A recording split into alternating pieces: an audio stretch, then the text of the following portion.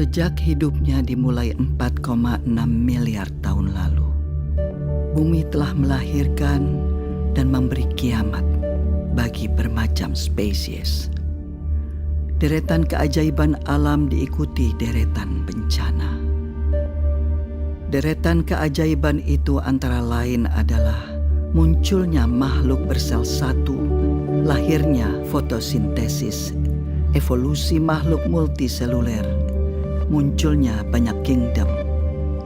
Jutaan spesies lahir, serangga, krustasea, ikan, amfibi, reptil raksasa, mamalia, hingga akhirnya genus Homo yang jadi nenek moyang spesies kita.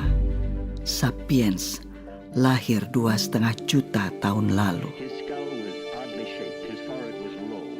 Tapi semua itu diikuti dengan oksigen holocaust. Letusan gunung supervulkanik, meteor jatuh, kepunahan massal pertama, kedua, ketiga, zaman es, pemanasan global, zaman es mencair, kepunahan massal keempat, kelima, hingga akhirnya Homo sapiens.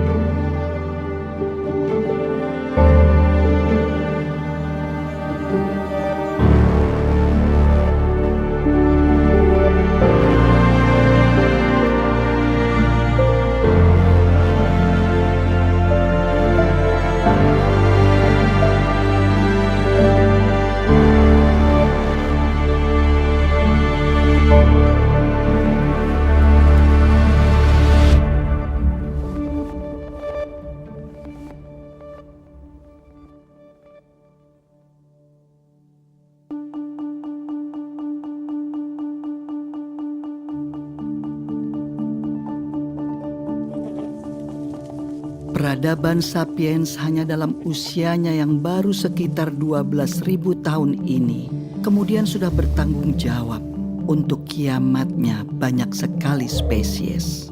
Mulai dari sabertooth, mammoth, jaguar raksasa saat mereka belum punya teknologi seperti sekarang ini, hingga sapiens modern seperti kita yang sudah jelas mengancam kelangsungan banyak sekali makhluk hidup di dunia ini. Oh man, show me please, I want. Penciptaan alam semesta itu jauh terjadi sebelum manusia ada, gitu. Tapi selama ini alam semesta tuh nggak pernah komplain dia apa-apain sama kita. Nah, sekarang kalau kita lihat dari sisi alam, adanya manusia itu hukuman nggak buat mereka? Mereka nggak pernah ngomong kan? Namun, Homo sapiens sendiri selain memberi kehancuran bagi spesies lain, juga terus-menerus berjuang dari kiamat yang seringkali dibawa oleh makhluk lain, oleh organisme lain. Bahkan organisme ini begitu kecil, mikroorganisme, virus, bakteri, jamur. Lihat saja sejak zaman Fir'aun, sudah tercatat bagaimana terjadi wabah yang bisa sangat mematikan. Zaman Yesus, semua orang ketakutan dengan penyakit lepra. Kemudian bangsa Maya dan Aztec yang punah karena flu dan cacar yang diimpor dari Eropa. Black Death, Spanish Flu. Pandemi itu kan udah berkali-kali itu ya. Yang paling besar adalah Black Death ya. Black Death itu 5 tahun. 100 juta orang Eropa mati. 100 juta orang Eropa mati. Cacar itu ya membunuh 20 juta orang. Cepat atau lambat ya manusia juga punah juga. Dulu pernah nggak ada kok ya. Di bumi ini manusia pernah nggak ada. Jadi kalau suatu saat manusia punah, ya nggak apa-apa juga gitu ya. Kalau manusia itu unik, ya istimewa enggak seperti biasanya. Kita itu ya sama dengan spesies-spesies yang lain, sama dengan kambing, kecoa, kutu. Itu salah satu kehidupan. Just an animal, eh? Apakah kemudian dengan tingkat kecerdasan yang seperti ini manusia itu menjamin dirinya survive? Enggak, itu enggak. Kecoa itu ya, kecoa itu jutaan tahun masih ada. Itu. Kita belum apa-apanya kecoa itu kalau soal survivability. Tapi kan kecoa nggak bisa nyanyi. Itu adalah keunikan manusia. Apakah spesial? Apakah khusus? Apakah istimewa? Enggak, berbeda aja, cuma berbeda.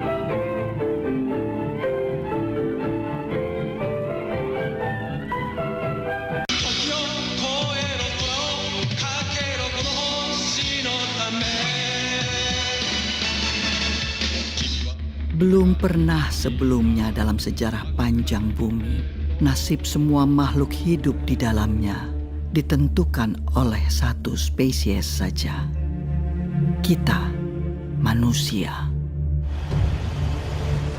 Ancaman nuklir, deforestasi, konsumerisme, agrikultur, eksploitasi lahan, eksploitasi hewan, modifikasi genetik, perburuan liar, polusi udara, polusi air, polusi tanah. Hingga sepertinya sudah tidak ada harapan. この地球はゴルゴムのものではない。人類の、いや生きる者すべてのためにこの地球はあるのだ。分かってくれ。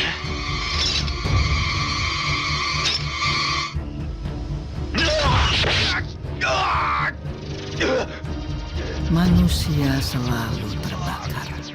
selalu terbakar keinginannya, terbakar ambisinya, terbakar dan terbakar.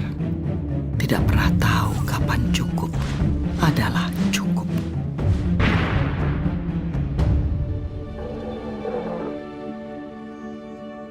Tidak seperti seekor singa yang memakan satu zebra dan dengan damai membiarkan kawanan zebra lainnya lewat, tanpa panik memikirkan untuk mengisi kulkasnya. Kalau dalam pemahaman saya, ego itu adalah sense of I, sebuah rasa bahwa ini adalah saya, dan saya ini sesuatu yang terpisah dengan apa yang bukan saya. Insting untuk bertahan hidup itu menurut saya sudah ada di dalam organisme terkecil, bahkan makhluk satu sel pun punya insting buat bertahan hidup, apalagi manusia gitu yang terdiri dari 70 triliun sel ini gitu. Maka kita kemudian belajar untuk mengakumulasi aset sebanyak-banyaknya.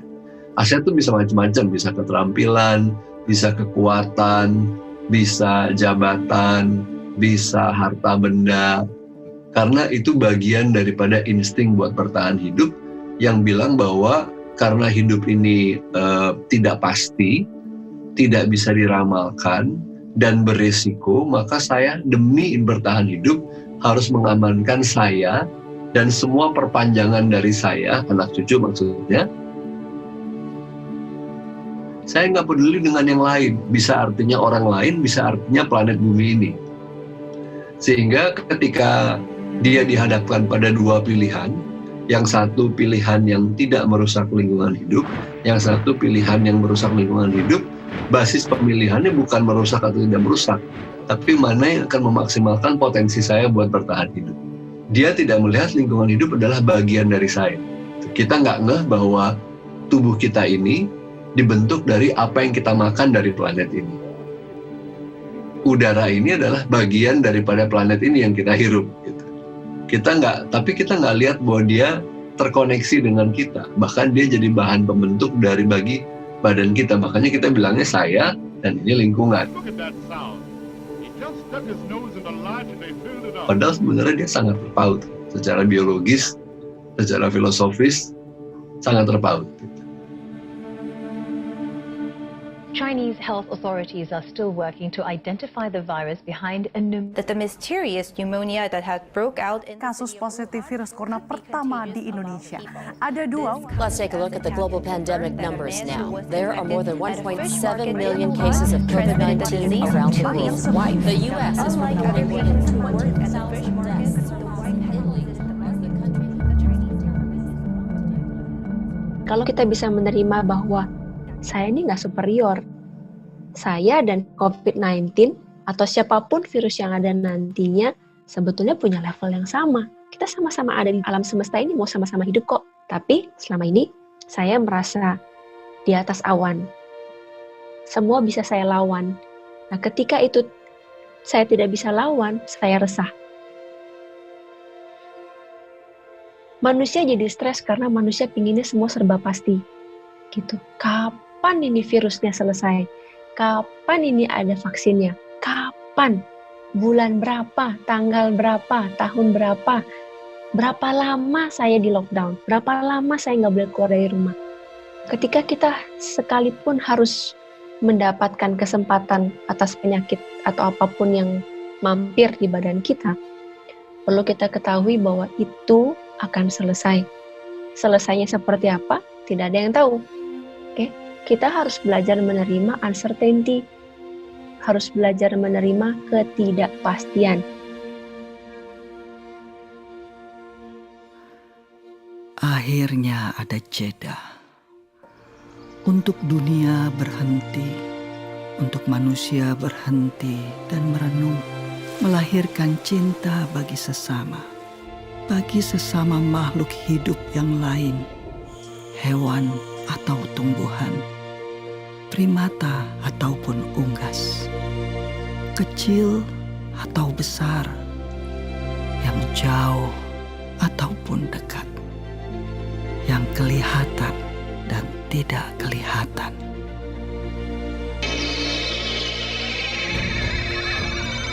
Virus COVID-19 ini sampai hari ini membunuh 120.000. Sementara orang meninggal karena sakit jantung sehari itu 48.000. Sementara penduduk dunia berapa? 7 miliar. Masih banyak yang bertahan. Tapi ya namanya manusia, ya dulu pernah nggak ada di bumi. Cepat atau lambat juga akan punah. Tapi apakah karena COVID-19? Enggak lah, gitu ya. Kamen Rider wa shinda. Nagaku kurushii tarakai no sue shinda no da. もはやこの地球を救う者はいない。ゴルゴムの横暴に任せるしかないのか。誰がこの美しい地球を救うのだ。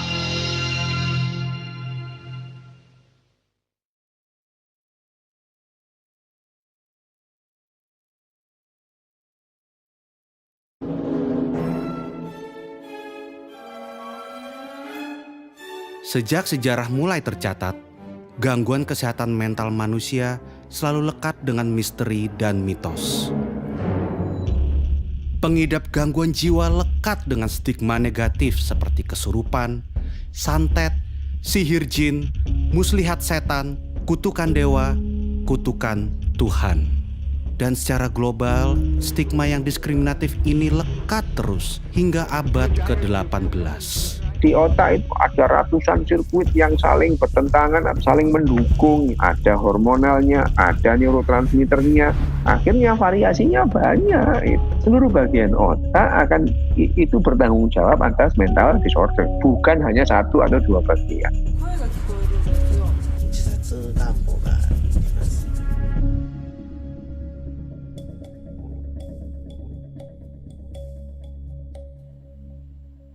Kesehatan mental adalah faktor pembentuk cara manusia beraktivitas sehari-hari, pembentuk hubungan timbal balik manusia dengan lingkungannya, dengan hewan, tumbuhan, bahkan alam mineral seperti air, udara, dan tanah.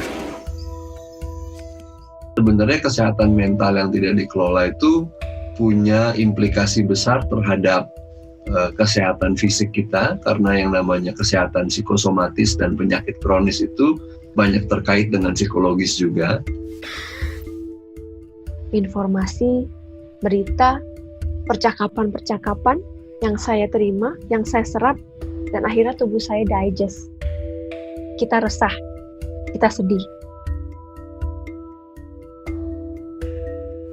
Manusia sulit untuk beradaptasi dengan perubahan, apalagi jika terjadi secara spontan. Aktivitas-aktivitas yang sebelumnya tak pernah terpikirkan dalam otak manusia, sekarang menjadi agenda rutin yang harus dijalani.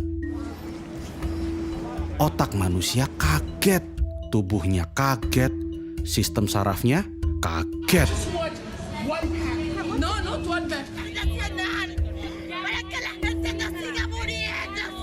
And as their frustration boils over, Committed suicide apparently after becoming. Kebijakan ini ternyata justru berdampak pada peningkatan kasus kekerasan dalam rumah tangga di sejumlah. Kalau kita bicara tentang nervous system, sistem saraf otak kita, ada dua yang penting, simpatik dan parasimpatik. Simpatik ini yang fight or flight, parasimpatik ini yang rest and digest. Simpatik ini tipe-tipe orang yang begitu terima berita, dia stres, dia langsung makan yang lebih banyak, atau dia langsung merasa ada ketakutan yang berlebihan. Di situ hormon stresnya akan naik. Kebalikannya, justru parasimpatik itu adalah proses di mana tubuh kita ada di tahapan healing atau penyembuhan. Ketika kita ada di level parasimpatik, stres hormon kita akan turun. Tekanan darah kita akan turun. Kita akan jauh lebih rileks. Nah, kalau kita pergi ke dokter biasanya, terus kita bilang, Pak dokter saya sakit. Apa yang dokter bilang pertama kali? Istirahat. The ability to accept time as an ally is usually called patience. Psiko artinya mental dan emosi, pikiran kita. Kalau dia terganggu, akan mempengaruhi neuro, keseimbangan saraf dan otak. Kalau keseimbangan saraf dan otak neuro turun, maka dia akan mengganggu keseimbangan endokrino, yaitu kelenjar dan hormon. Dan kalau kelenjar dan hormon terganggu, maka imuno, daya tahan tubuh akan turun. Jadi, kaitan ini memang sudah dianggap sebagai mata rantai. Jadi kalau kesehatan mental kita tidak terjaga, meskipun kita sudah melakukan tindakan lain seperti cuci tangan, physical distancing, dan lain-lain, daya tahan tubuh kita masih bisa turun, dan itu tetap riskan. Semua terangkum dalam pepatah Romawi kuno, mens sana in corpore sano, jiwa yang sehat di dalam tubuh yang kuat. Manusia kemudian belajar banyak hal untuk menyehatkan jiwa mereka. Banyak cara dilakukan manusia untuk menjadi tenang dan senang. Dan inilah salah satu penemuan umat manusia yang paling inovatif. Spiritualisme. Spiritual menjadi jalur evakuasi bagi manusia yang sedang didera oleh rasa cemas dan takut. Memberi pemahaman baru bagi manusia untuk berefleksi, memberi arti dalam hidup, saling berkumpul, dan menguatkan dalam saat-saat yang sulit. Amazing grace. Namun, apa jadinya saat kemudian setiap manusia tidak bisa lagi berkumpul dan berritual? Saat semua harus berdoa di rumah, harus beribadah di rumah, berpuasa di rumah. Allahu Akbar. God is most great. Sudah bertahun-tahun beribadah, ya pengajian, masa berkumpul memenuhi jalan kemana-mana. Ini Allah menghendaki kita beribadah secara khusyuk, secara tenang. Karena mungkin ibadah kita selama ini terlalu hura-hura, terlalu rame-rame, mendepankan emosi dan massa. Nah, dalam suasana Ramadan kali ini Allah menghendaki kita beribadah dengan khusyuk, beribadah dengan tenang, supaya kita bisa berdialog dengan hati kita yang mungkin selama ini hati kita abaikan, nurani kita pinggirkan, nggak pernah kita ajak bicara. Saat puasa ini Allah menghendaki kita berdialog dengan hati kita peduli dengan nurani kita peduli dengan batin kita. Self awareness itu penting, kesadaran. Sekedar mau forward sesuatu yang ada di WhatsApp group, dipikir kira-kira kalau saya forward ini apa yang terjadi ya, dipikir dulu gitu. Nggak langsung ada berita langsung forward ke grup, ke temannya, membuat kepanikan gitu. Kalau kita mau melakukan sesuatu, stop dulu, dipikir dulu sejenak gitu. Itu aja. Ketika satu orang bisa memiliki satu kesadaran penuh, satu orang itu akan mempengaruhi lebih banyak orang lagi.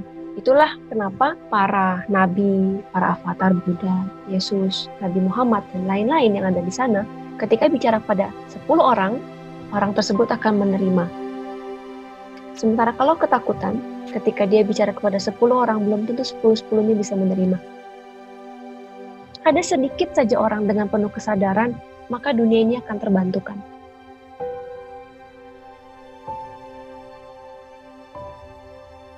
Ya ayyuhal nafsul mutmainnah irji'i ila rabbiki radiyatan mardiyah. Wahai jiwa-jiwa yang tenang, jiwa-jiwa yang teduh, kembalilah ke Tuhanmu. Kalau hati kita ini bersih, jiwa kita ini bersih, maka batin kita sehat, fisik kita sehat, jiwa kita sehat. Menurut saya kesadaran itu adalah yang paling menjadi fondasi bagi kesehatan mental dan emosional. Orang yang awam ketika dibilang kata sadar, dia nggak ngerti apa yang dimaksud dengan kata sadar pada umumnya. Kita pikir sadar tuh artinya insaf gitu. Padahal kesadaran itu kan sebenarnya lebih kayak perhatian yang mengamati secara netral, dan salah satu bagian daripada penyembuhan itu adalah menyadari tanpa menilai atau menghakimi. Itu yang namanya menerima kan sebenarnya. Tubuh yang kuat di dalam jiwa yang sehat. Corpore sano in mens sana. Spiritual itu adalah hasil kerja otak kita.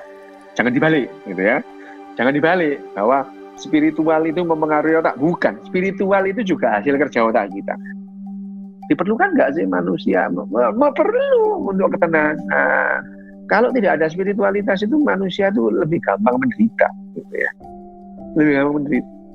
Tapi dengan spiritual bukan berarti orang itu lepas dari penderitaan, ya tidak. Gitu. You know the joke of a man hanging onto a cliff? He says, "Please God, save me."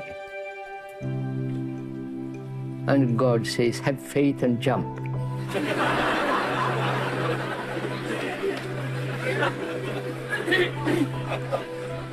And the man who is hanging on to the cliff, he says, "Isn't there somebody above that still?"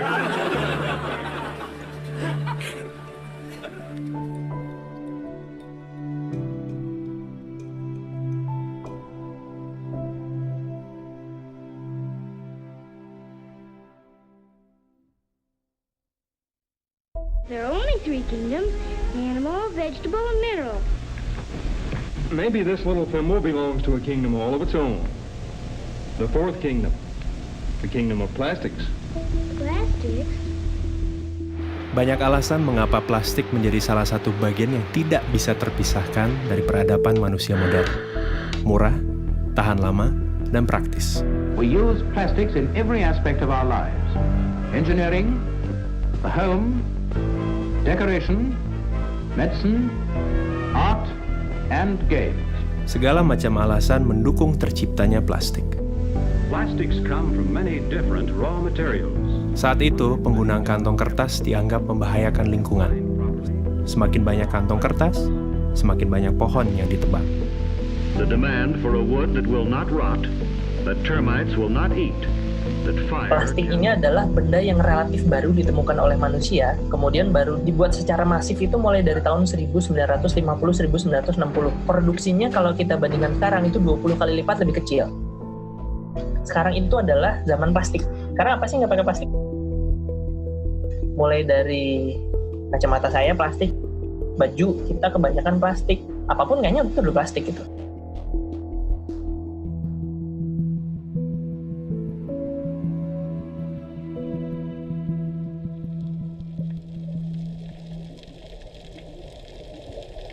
Seiring waktu, plastik yang awalnya adalah barang substitusi untuk menyelamatkan lingkungan berubah menjadi polutan.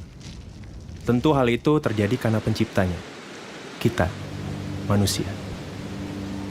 Plastik mendominasi jenis sampah di masyarakat, mulai dari kantong plastik, gelas plastik, sedotan plastik, styrofoam, bungkus mie instan, pembungkus makanan ringan, produk-produk sachet, minuman sachet, shampoo sachet, sabun sachet.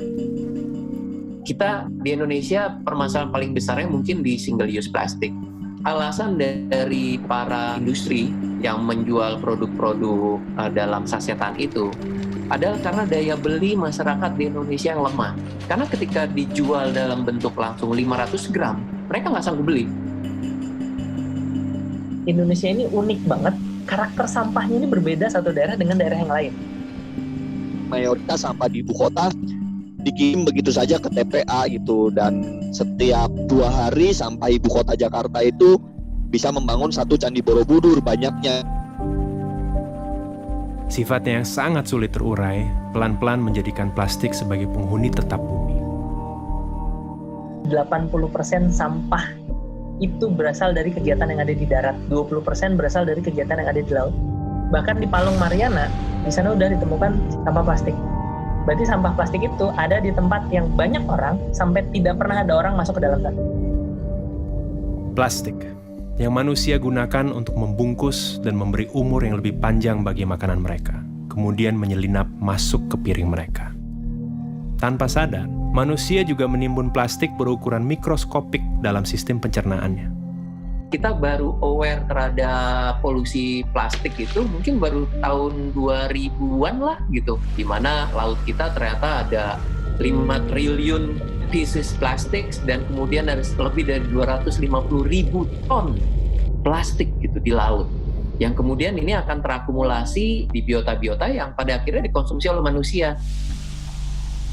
Mikroplastik ini itu udah sampai masuk di plankton gitu.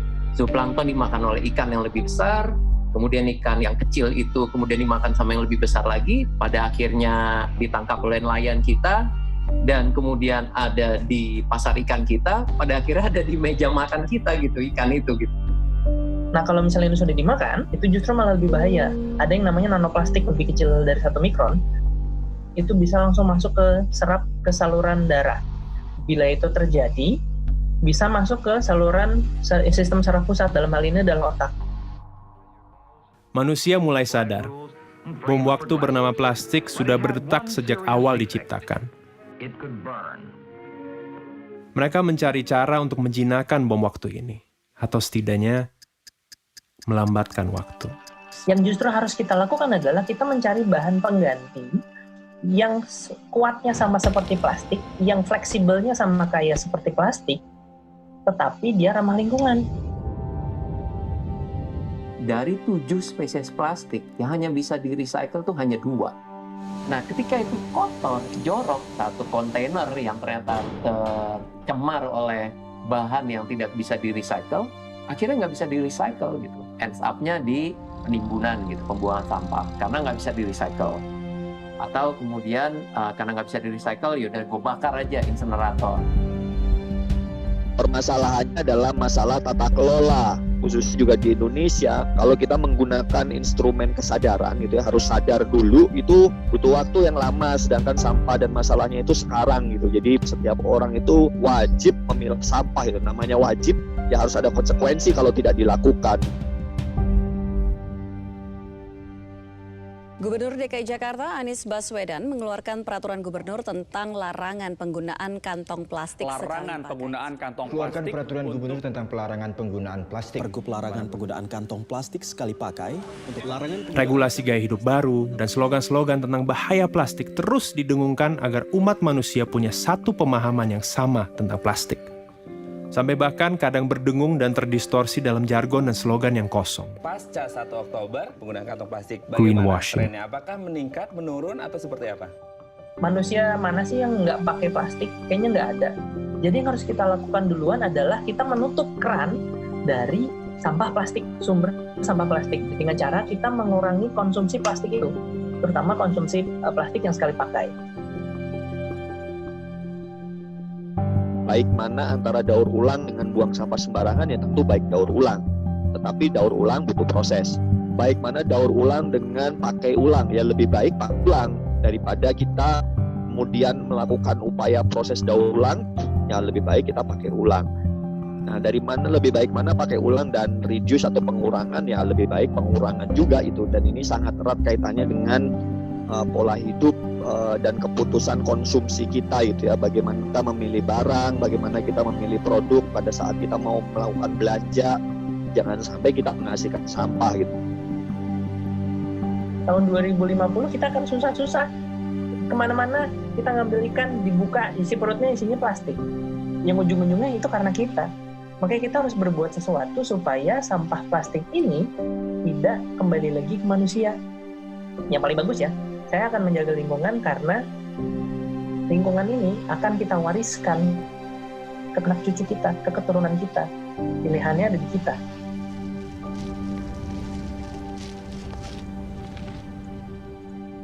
Ke informasi selanjutnya, wabah virus corona mulai Berbagai virus corona berdampak positif terpapar corona. Social distancing. Social distancing pick up impact of social distancing. Sampai dengan film ini dirilis, kita sedang terancam oleh pandemi COVID-19.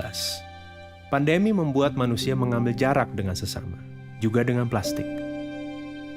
Penggunaan plastik menurun karena manusia hanya diam di rumah. Di Jakarta, terjadi penurunan jumlah sampah hingga mencapai 620 ton per hari. Di Bogor, penurunan jumlah sampah mencapai 100 ton per hari.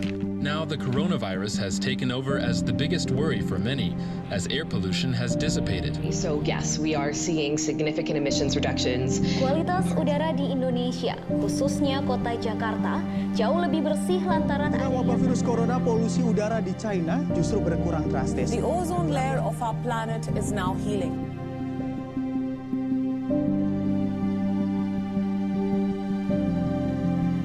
Namun bagaimana setelah pandemi ini usai?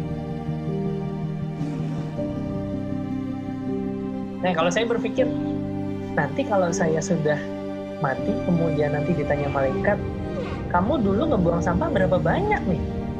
Ini akibatnya loh, nanti jangan-jangan dikasih lihat, oh ini sampah yang sudah saya buang sembarangan ke sungai, nanti dimakan sama ikan ini. Waduh, kayaknya dosa saya banyak nih.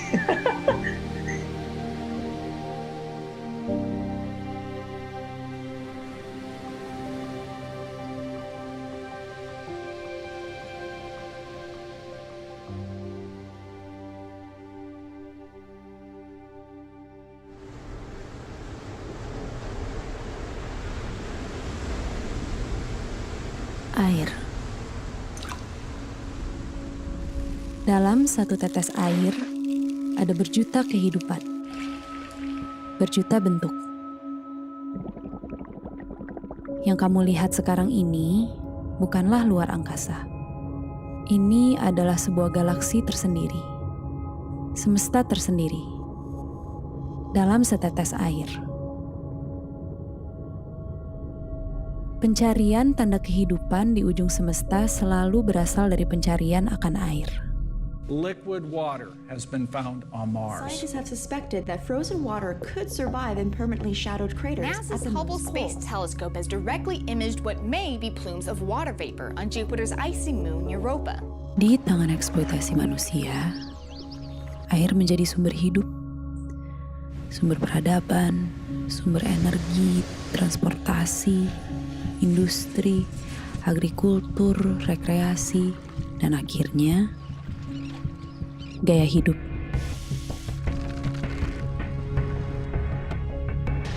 Melihat yang baru, kemudian dengan teknik fotografi secara visual menarik gitu ya. Wah, pengen juga ya. Hari ini dia menjadi tren, minggu depan dia sudah tidak bisa dipakai lagi. Konsumen tuh di brainwash bahwa busa sama dengan bersih. Busanya banyak, dikeset itu lebih bagus. Cobalah misalnya kita pakai untuk keperluan mandi cuci dalam satu hari sekitar 50 gram misalnya. Sedikit. Ada berapa juta orang?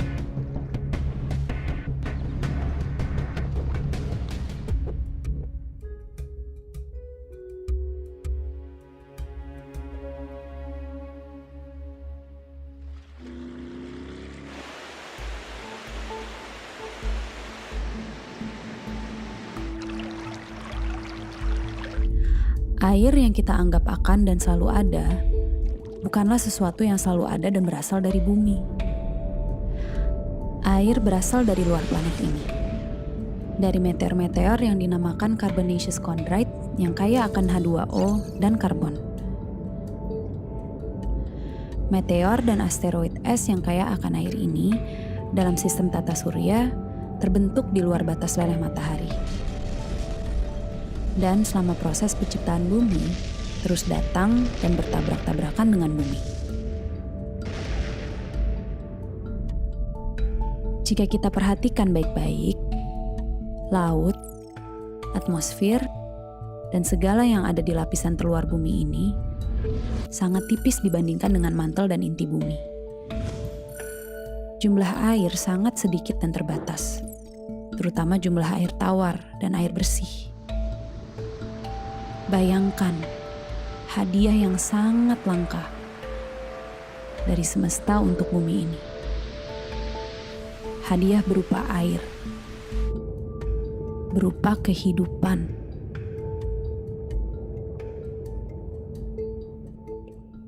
Three, two, one. See? It's a cloud. It's the water cycle. It's science. Selain air, kehidupan pun bersiklus. Standar kecantikan punya siklusnya sendiri.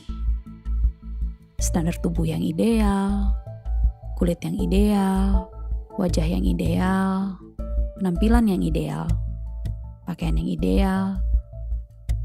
Semuanya terus berputar, terus berubah. Fast fashion adalah sebuah terminologi yang akhir-akhir ini populer yang menggambarkan betapa cepatnya siklus hidup sebuah fashion. Kalau lu jalan-jalan kemana gitu, bagus nih, murah gitu. Berapa? 30.000 doang gitu. Oh, udah belilah gitu. Beli, terus lo nyampe rumah kayak, oh gue beli ini ya? Anjing apaan nih? Beletak lagi, terus lu beli lagi, gitu lagi. Untuk memproduksi sebuah celana jeans, dibutuhkan 6.500 air. Kaos katun, 2.700 liter air. Sedangkan tubuh manusia hanya butuh 600 liter untuk diminum per tahun. Ditambah dengan pola persaingan industri yang berusaha menekan biaya produksi sekecil mungkin. Para buruh dan pekerja di mata rantai terbawah menjadi pihak yang paling terdampak dengan kebutuhan untuk berpakaian dan bergaya. Last November, 112 people were killed in another major factory fire. 30,000 Chinese workers were on strike. Garment workers in Bangladesh. Namun, itu belum semua. Ternyata, dampak negatif bagi air dari limbah gaya hidup berpakaian tidak kalah dengan detergen yang kita pakai untuk menjaga penampilan diri. Untuk mencuci pakaian, wajah, tubuh. 70% persoalan air itu terdampaknya dari limbah domestik. Mungkin orang bakal berpikir, wah ini sungai ada limbah industri nih. Padahal sebagian besarnya itu dari limbah rumah tangga.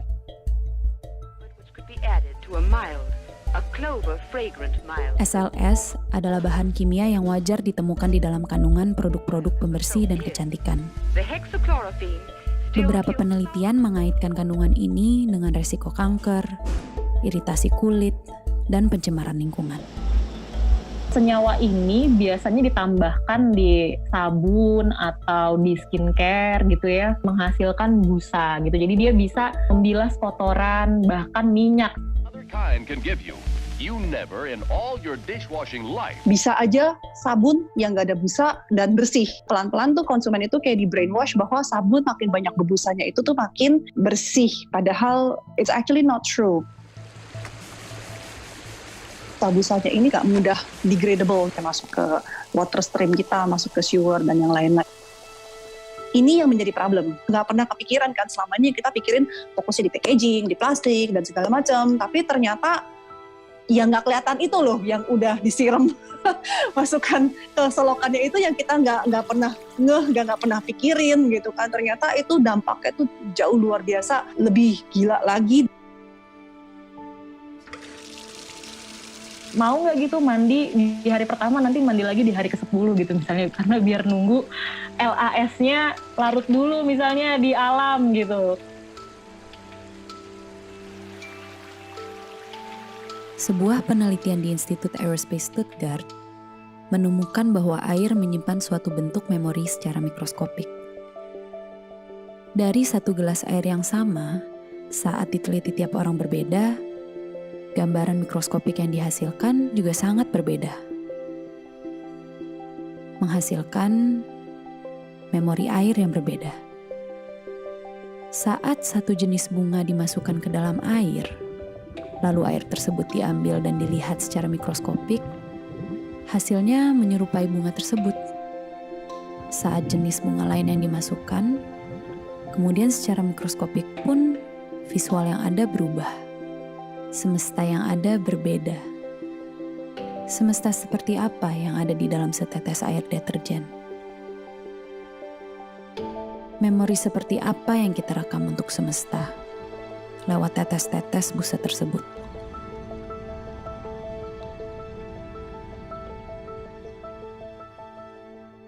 So we pour our waste chemicals and detergents into our rivers. Suds may or may not have been valuable in a kitchen sink. In a river, they can be lethal, killing the plants and the fish.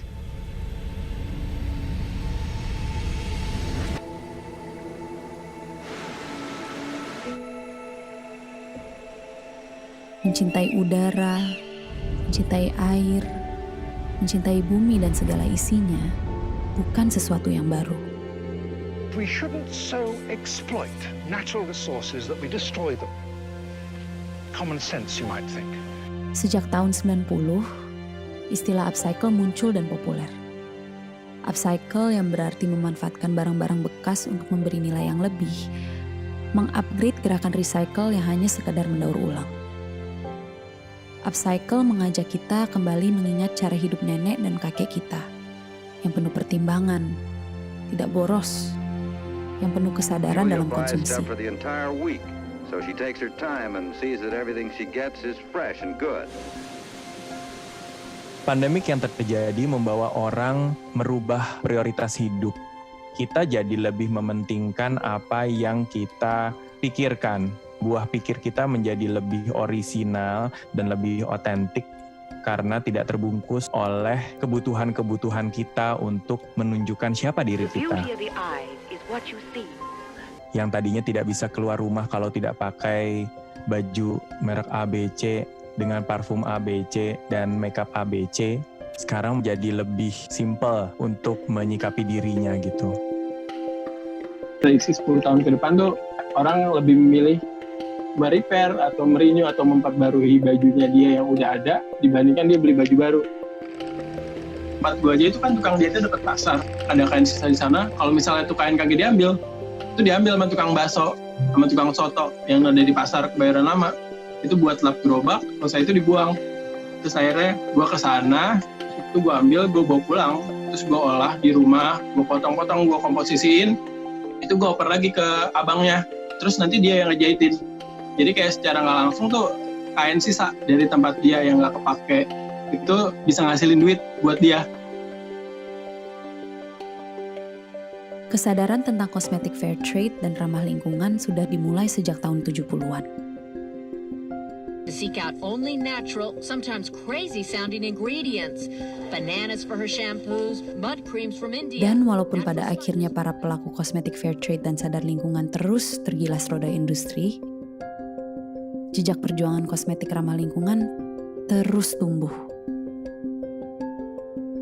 Memang ada drawback-nya, karena dari segi harga itu jauh banget bedanya. Kayak SLS itu kan murah banget, mungkin sekilo 10.000, 20.000. Nah, sedangkan kalau bahan-bahan natural itu sekilonya bisa juta-jutaan gitu. Jadi harganya berkali-kali lipat. Solusi itu bukan di produk, 80% solusi itu dari dalam diri kita sendiri. Dan itu semua mulai dari pikiran. Jadi yang sudah kita lakukan ini sebenarnya adalah memilah. Kita terlalu banyak memilah sehingga kita tidak tahu bahwa keseharian kita itu sebenarnya juga merusak lingkungan. Fast fashion, slow fashion, sustainable fashion, semuanya adalah berbagai bentuk pilihan.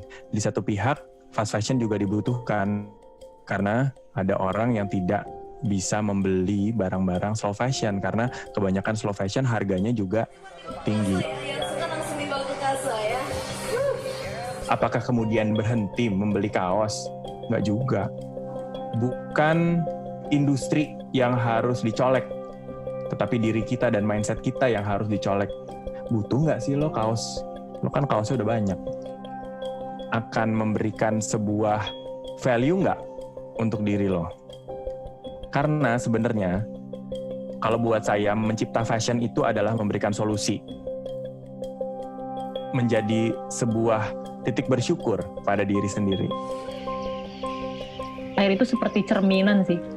Apabila dia hidup bersama dengan manusia-manusia yang memang baik, itu artinya kita sadar secara utuh esensi hidup seperti apa, maka air yang ada di dekat kita tuh pasti akan baik kualitasnya. Itu cerminan.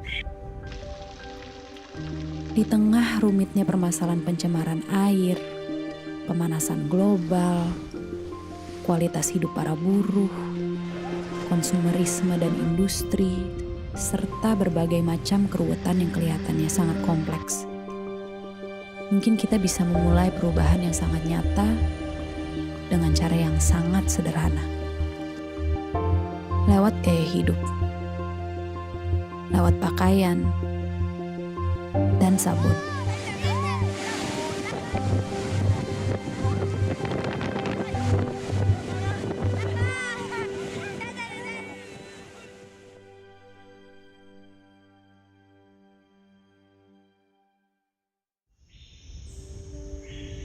Mereka kan politeis ya, kalau orang rimba tuh percaya banyak dewa. Cuman dalam agama mereka tuh berpikirnya Tuhan ya atau dewa itu maha menghukum, bukan maha pengampun. Makanya orang kota jadi suka berbuat dosa karena diampunin terus. Terus Tuhan maha penyayang. Enggak, kalau di rimba Tuhan tuh maha penghukum, Tuhan suka mengirim penyakit gitu. Menurut mereka Tuhan kita nggak keren, makanya akhirnya orang-orangnya juga jadi pada jahat-jahat.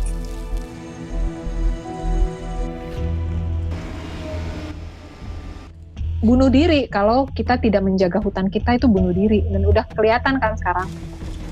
Pendidikan di sekolah sekarang ini nggak memberikan awareness ke kita bahwa kita ini benar-benar ada di ujung tanduk gitu loh.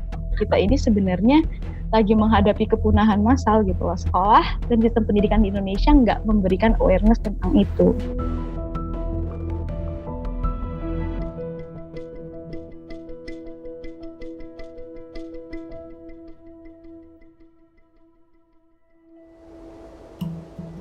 Sebelum lanjut berbicara tentang kehutanan, kita perlu tahu dulu tentang konsep keragaman hayati atau biodiversitas. Arti biodiversitas adalah keragaman berbagai jenis kehidupan yang ada di bumi. Bagi kita semua yang tinggal di kota dan jauh dengan hutan, kehidupan alam liar mungkin hanya bisa kita lihat di televisi. Namun pada kenyataannya, udara yang kita hirup, air yang kita minum, dan makanan kita semua bergantung pada biodiversitas. Beberapa contoh sangat jelas. Tanpa tumbuhan tidak akan ada oksigen. Tanpa lebah tidak akan ada proses pembuahan. Hutan adalah rumah bagi biodiversitas di bumi. Kalau bahasa klise kan selalu dibilang hutan itu paru-paru bumi tuh. Aku melihatnya sih bukan sekedar hutan. Kalau kita menyia-nyiakan pengetahuan manusia yang paham tentang hutan, yaitu orang rimba, masyarakat-masyarakat yang tinggal di hutan, kita semua yang akan rugi gitu.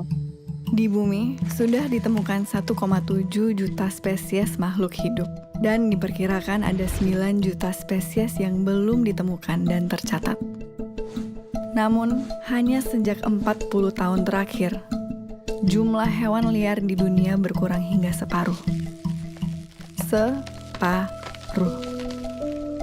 Peradaban manusia sudah menghantarkan spesies-spesies lain menuju kepunahan 1000 kali lipat lebih cepat dibandingkan proses alaminya. Padahal, tidak ada satupun individu atau satu jenis spesies yang dapat hidup sendiri tanpa makhluk hidup lain. Kalau orang rimba bilangnya konsep kulkas. Itu aneh-aneh karena mereka pakai bahasa kota. Mereka kan lihat kulkas ya di kota. Apa ini kulkas? Katanya. Aku bilang ini makanan. Kenapa ditaruh situ? Supaya awet. Supaya kalau orang mau perlu ambil sedikit aja. Begitu kenyang, ya udah nggak ngambil lagi, sisanya ditaruh di kulkas. Oh, kami juga punya kulkas di hutan. Sehutan-hutan tuh kulkas karena kami ngambil secukupnya. Besok mau ambil lagi gitu. Orang kota menganggap hutan itu bukan kulkas gitu. Mungkin kayak supermarket yang harus dijarah gitu. Kalau buat orang Rimba enggak. Kenapa aku ngambil sedikit? Karena besok saya perlu lagi. Yang mereka lakukan itu investasi. Aku menginvest kebaikan supaya besok kebaikan itu bisa aku ambil lagi gitu. Selalu dalam kalimat klise kita semua berkata, melestarikan lingkungan untuk anak cucu kita. Untuk generasi yang akan datang. Dan sekarang, inilah suara anak cucu tersebut. We are in the beginning of a mass extinction, and all you can talk about is money and fairy tales of eternal economic growth. How dare you? Yang sebenarnya sudah sejak lama mengatakan hal yang sama. I'm here to speak for the countless animals dying across this planet because they have nowhere left to go. And now we hear of animals and plants going extinct every day, vanishing forever. Dan di Indonesia ada Salsabila, pelajar berusia 16 tahun, bersama dengan grup Jaga Rimba yang ia dirikan. Kalau kita lihat fenomena alam, bagaimana alam bekerja, ini kan nggak seharusnya seperti itu. Kita panik tapi kita nggak bisa ngapa-ngapain karena di sekolah kita nggak pernah diajarkan untuk peduli dengan sekitar kita. Terus sistem pendidikan di Indonesia itu kita selalu diajarkan untuk menghafal, tapi kritisnya itu nggak ada. Saat Salsabila masih bersekolah formal, ia menyerukan mogok sekolah untuk hutan. Rutin setiap Jumat, Salsa dan teman-temannya bolos sekolah dan berunjuk rasa. Hingga akhirnya ia memutuskan untuk keluar sekolah, homeschooling, dan menggunakan waktu yang ia punya untuk hutan dan lingkungan. Mogok sekolah untuk hutan pertama kali itu tanggal 13 Januari 2020. Waktu itu aku bolos sekolah. Langsung ke KLHK pagi-pagi. Ketika turun, ya memang gak mengharapkan apa-apa, cuma mau ngeluarin marah sama sedih aja sih. Dan mereka awalnya ya kayak ketawa gitulah, kamu idealis banget sih. Oh udahlah sekolah aja dan lain sebagainya gitu.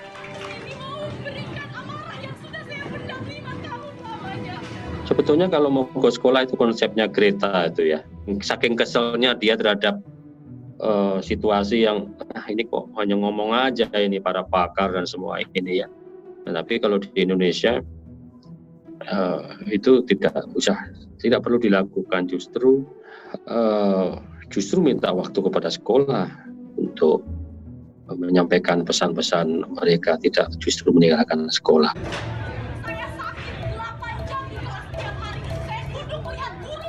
Wah, kalau aku sih paling nggak mendukung kurikulum nasional kita. Kalau menurut aku, anak-anak masih nggak punya kepentingan ekonomi kan dan politik gitu. Sebenarnya kan setiap anak lahir sebagai saintis tuh, punya keingintahuan yang besar, punya daya kritis yang tajam, budaya dan pendidikan yang menghancurkan mereka kan. Jangan aneh kalau ada sekolahan yang datang ke masyarakat pedalaman yang masih banyak kobra. Tapi begitu digigit kobra nggak tahu cara ngobatinnya. Seharusnya kalau di sekitarmu banyak kobra, ya kamu harus tahu. Kurikulummu harus tentang kobra dulu. Yang lain-lainnya ya ntar kalau ada sisa waktu gitu. Nah itu aku betul-betul menyalahkan kurikulum nasional yang sudah banyak menghilangkan semua pengetahuan hebat nenek moyang kita. Jadi yang rugi kita sendiri. Ini bukan soal respek atau soal hilang atau enggak ya. Kita rugi sendiri. Banyak orang yang mati karena gigitan kobra, padahal dulunya tinggal metik tuh daunnya. Sebenarnya aksi mogok sekolah untuk hutan ini nggak hanya menekankan bahwa hutan ini penting, tapi juga menjadi sebuah kritik untuk sistem pendidikan di Indonesia sekarang. Pendidikan di sekolah sekarang ini nggak memberikan awareness ke kita bahwa kita ini benar-benar ada di ujung tanduk gitu loh. Kami 2 kali aksi itu langsung dipanggil audiensi dan ketemunya langsung dengan Pak Wakil Menteri LHK. Tapi pas kalau ngelihat hasil audiensi sebenarnya agak sia-sia juga sih. Kami ini masih sekolah, jadi mereka nganggapnya ini, wah ini anak sekolah udah turun, udah paham masalah hutan, jadi jatuhnya lebih banyak ke pujian-pujian yang sebenarnya nggak kita inginkan. Kita maunya mereka bilang, oke, kami akan turun ke lapangan. Enggak. Aku nggak tahu 10 tahun lagi apakah mereka akan merasakan dampak dari kebijakan-kebijakan yang mereka buat. Tapi yang pasti yang akan terkena dampaknya itu anak cucu mereka, dan anak cucu mereka kita adalah salah satu bagian dari mereka.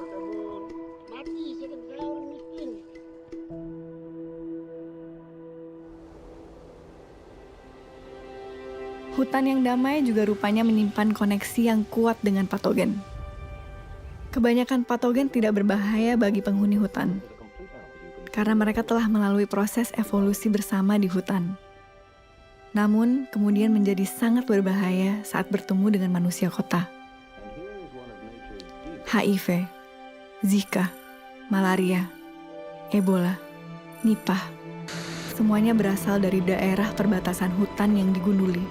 Kalau biodiversity tadi terdisrupted, yaitu virus-virus akan keluar dari hotspot rumahnya masing-masing. Konsep keramat hutan secara ilmiah erat dengan bahaya patogen yang tidak dikenal tubuh manusia. Pilek gitu kan, kita batuk, kita masih bisa tetap jalan. Orang memang nggak kena pilek langsung tumbang. Jadi secara genetik nggak terbiasa. Gitu. Kalau saya malaria langsung tumbang gitu ya. Mereka malaria tetap aja nggak, kayak bersin aja malaria tetap aja bergerak kemana-mana, nggak ada masalah. Makanya penyakit baru itu bisa betul-betul ngabisin populasi mereka. Ini waktu pandemik gini pada lari makin jauh ke dalam hutan, karena mereka takut sekali ya. As soon as we withdraw, nature quickly takes over. Could the corona crisis eventually be good for the environment? Jadi kalau dibilang ini menjadi waktu yang pas supaya bumi bisa menyembuhkan dirinya sendiri, mungkin aku bisa kritik bahwa enggak juga. Karena ini bakal terus berlanjut dan sistem ini enggak peduli mau pandemi, mau enggak, eksploitasi harus tetap jalan. Misalkan yang kemarin di Banyuwangi, tambang emas tumpang pitu ketika lagi pandemi, polisi menjadikan alat justifikasi masyarakat berkerumun, kan katanya nggak boleh. Masyarakat Banyuwangi ini berkumpul untuk menjaga supaya gunung mereka ini nggak digali buat tambang emas. Diusir, kriminalisasi terjadi, dikeruk juga. Terjadi juga. Dan itu lagi masa-masa seperti ini, baru bulan Maret kemarin.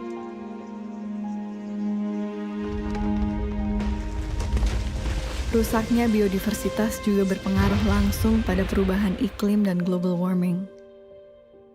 Dan permasalahan biodiversitas ini lebih gawat, karena saat suatu spesies punah, tidak ada jalan untuk mengembalikannya.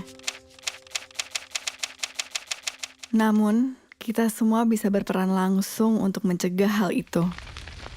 Pengundulan hutan selalu dilakukan dengan alasan agrikultur, membuka lahan peternakan, terutama sapi, minyak sawit, industri kayu, pertambangan, batu bara.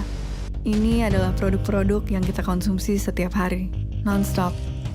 Minyak sawit ada di hampir semua makanan, mulai dari minyak goreng hingga coklat, bahkan dalam sampo dan sabun. Hewan ternak membutuhkan konsumsi pakan ternak yang dihasilkan dari proses agrikultur yang masif. Kayu menjadi kertas, furnitur. Batu bara menjadi listrik yang setiap menit kita konsumsi dengan rakusnya. Dalam semua komponen smartphone dan benda elektronik yang kamu pakai untuk menonton film ini, ada jejak industri pertambangan di sana. Dengan memilih dan mengkonsumsi produk makanan, sabun, dan sampo alternatif, hemat dalam menggunakan kertas, mengurangi konsumsi daging, hemat listrik, efektif memakai gadget, buka wawasan, tonton film dokumenter tentang lingkungan, bahkan sesederhana mengurangi makan gorengan, sudah merupakan kontribusi nyata dalam mencegah pengundulan hutan. Secara langsung, kita menyetop kepunahan massal hanya dengan merubah pola pikir kita. Jadi jangan lo ngerasa lo pinter, karena sebenarnya bagaimana orang rimba melihat kamu harusnya malu loh dengan cara hidup kamu yang seperti itu. Berpikirnya terbalik gitu. Lalu orang seperti ini dari Jakarta datang ke saya di Rimba, mengajari saya cara hidup yang lebih baik gitu ya, bilang saya bodoh, sok-sok ngajarin saya apa yang mau saya contoh gitu. Di mananya saya bisa kagum sama kalian kalau kalian cara hidupnya begitu.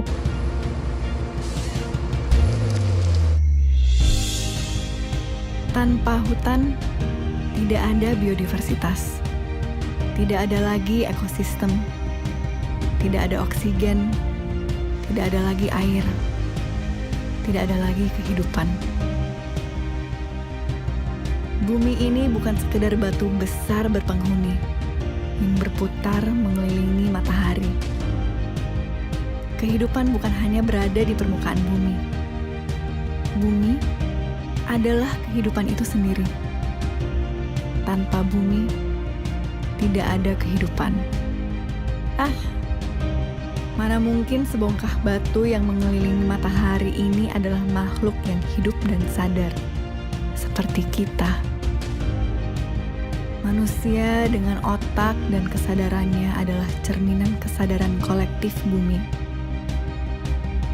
Kesadaran bahwa kita adalah bumi.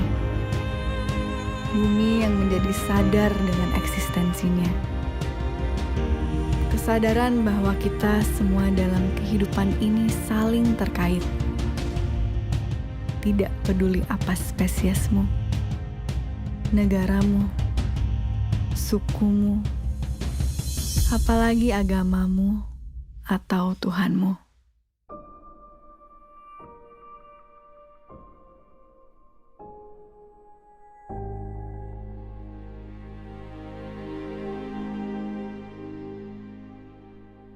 You know, I didn't know that we were actually like rich until maybe I was in my mid-20s.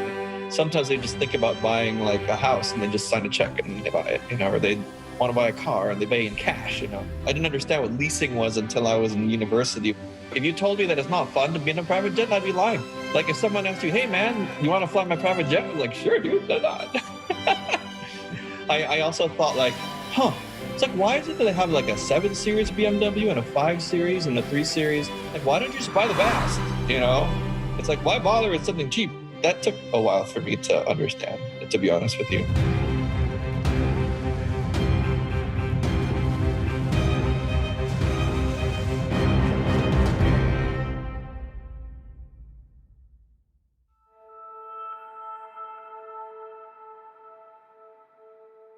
Manusia adalah spesies yang unik.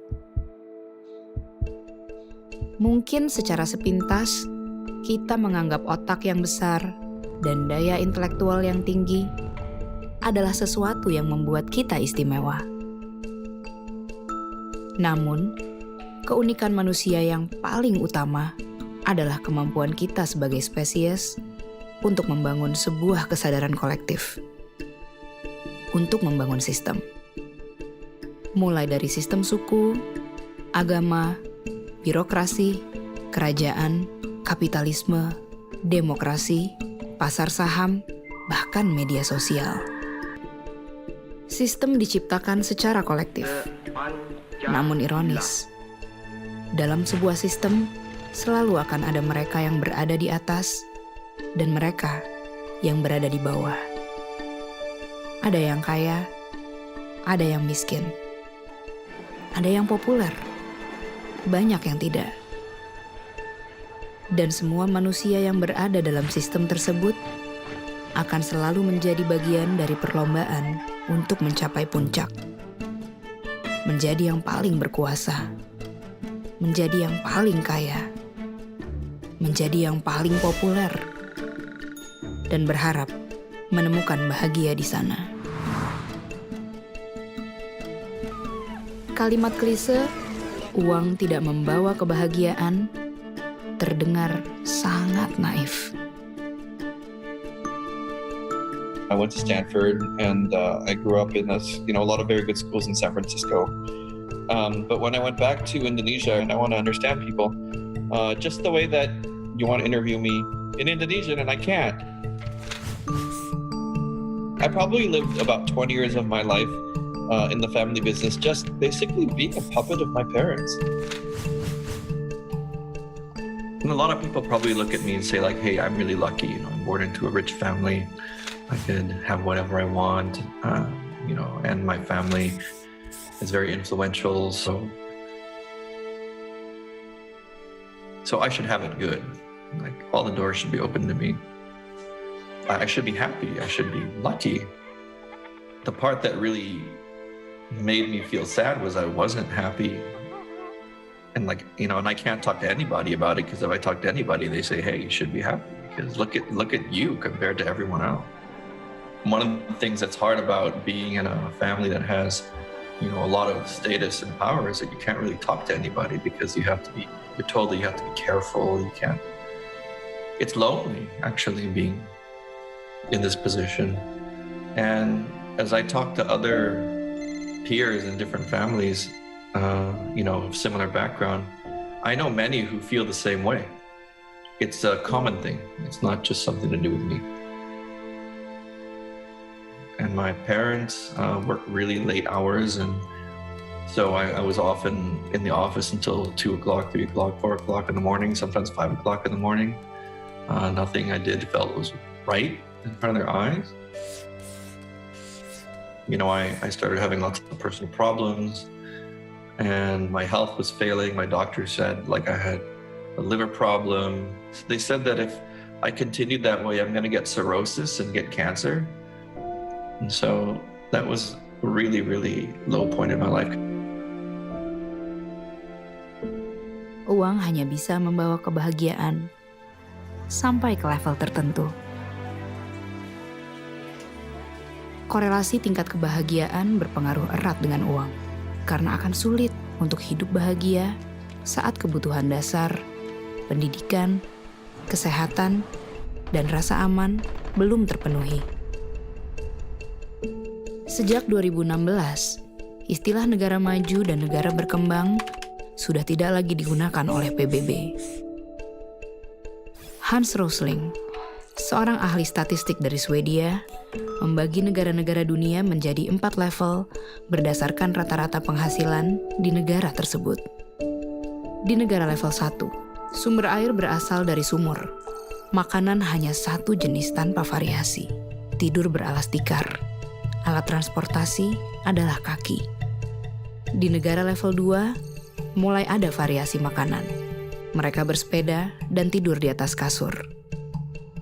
Di negara level 3, pilihan makanan semakin variatif. Mereka bersepeda motor, berekreasi, dan mulai masuk pendidikan tinggi. Di negara level 4, mobil adalah kendaraan sehari-hari. Rekreasi dan perjalanan dengan pesawat terbang adalah kewajaran. Konsumsi energi tinggi, konsumsi protein tinggi. Lewat data statistik ini, kita bisa melihat seluruh negara bergerak menuju kemakmuran, menuju level 4. Di tahun ini, Indonesia sudah berada di level 3. Satu level dengan Cina, Brazil, dan Meksiko. Namun tingkat kesejahteraan umat manusia berbanding terbalik dengan kesejahteraan bumi. Semakin tinggi level kemakmuran suatu negara, tingkat konsumsinya juga meningkat. Jejak karbon yang dihasilkan juga meningkat. Jejak karbon adalah total emisi gas karbon yang dihasilkan dari proses konsumsi kita, lewat bahan bakar, produksi barang-barang manufaktur, material, kayu, jalan, pembukaan lahan, bangunan, transportasi, dan satu yang paling krusial, konsumsi makanan. Makan, tenang, makan. Makanan menjadi sangat penting karena setiap manusia di bumi mengkonsumsi makanan setiap hari. Semakin makmur level hidup suatu negara, semakin makmur pula konsumsi makanan dan protein hewani mereka. Sekitar 70% dari seluruh freshwater atau sumber air bersih itu sebenarnya kita kasih ke peternakan hewan. Satu beef burger itu tuh membutuhkan 660 galon air. Memproduksi protein hewani itu adalah cara memproduksi makanan yang sangat amat mahal dan resource intensif. Kalau kita ngomongin dari segi environment. Dan yang paling bahaya sebenarnya dia tuh nggak cuma menghasilkan CO2, tapi menghasilkan gas metan. Gas metan ini sifatnya tuh 20 kali lipat lebih menahan panas. Dan itu dihasilkan paling banyak dari peternakan hewan dibandingkan sektor-sektor yang lain. Semua sektor transportasi kalau dikombinasi jadi satu, itu tuh mereka kontribusinya sekitar 13% ke gas efek rumah kaca di dunia. Sedangkan 18% yang lebih besar itu datang dari peternakan hewan. Vegetables, roots, herbs, and berries. Oh, no. Oh, yes. Look, Blanche, I'm a big man. There's a lot of me to feed. Here, I can't live on this stuff. Oh, no? What about an elephant? Now you're talking. I'll have mine medium